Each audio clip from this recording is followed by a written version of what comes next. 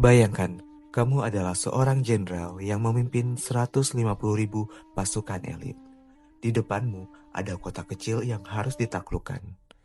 Tapi anehnya, gerbang kota itu malah terbuka lebar, tanpa ada satupun prajurit yang berjaga. Yang kamu lihat hanyalah beberapa orang tua yang sedang menyapu jalan, dan di atas tembok kota, musuh bebuyutanmu, Zhuge sedang duduk santai sambil memetik kecapi. Apa yang akan kamu lakukan?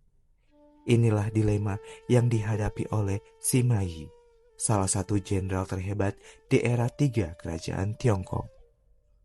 Kisah ini terjadi pada abad ketiga Masehi di sebuah kota terpencil bernama Zicheng. Zhuge Liang, ahli strategi legendaris dari kerajaan Shu, melakukan kesalahan perhitungan. Dia memindahkan sebagian besar pasukannya ke tempat lain, dan tanpa diduga, Sima Yi datang dengan kekuatan penuh. Di dalam kota, Zhuge Liang hanya ditemani oleh beberapa pejabat sipil dan segelintir pasukan yang bahkan tidak cukup untuk disebut sebagai penjaga. Situasinya kritis, kekalahan sudah di depan mata. Alih-alih panik dan mencoba melarikan diri, Zhuge Liang justru melakukan sesuatu yang di luar nalar. Dia memerintahkan semua gerbang kota untuk dibuka. Dia bahkan menyuruh beberapa prajuritnya menyamar menjadi penduduk biasa dan membersihkan jalanan di depan gerbang, seolah-olah tidak ada ancaman apapun. Lalu, dengan ketenangannya yang luar biasa, dia naik ke atas menara gerbang kota, duduk dan mulai memainkan kecapinya dengan syahdu. Pemandangan ini benar-benar membingungkan Sima Yi dan pasukannya. Mereka berhenti di kejauhan, tidak berani mendekat.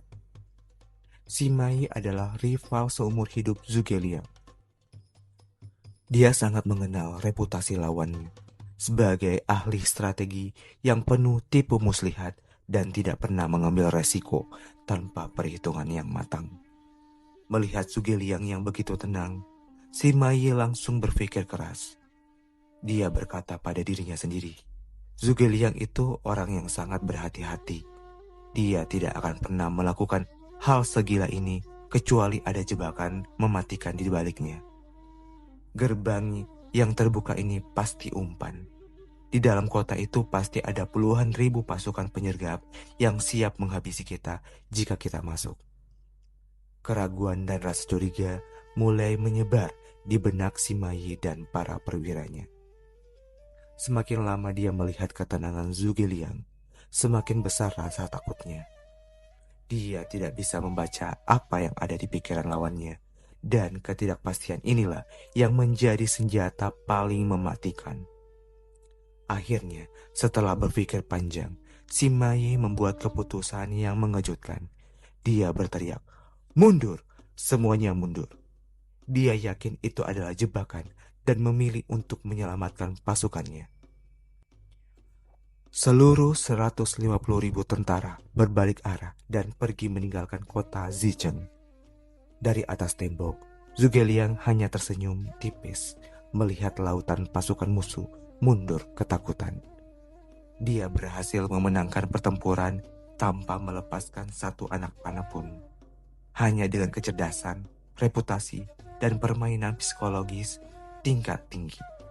Inilah yang dikenal sebagai strategi kota kosong, sebuah gertakan paling legendaris dalam sejarah perang.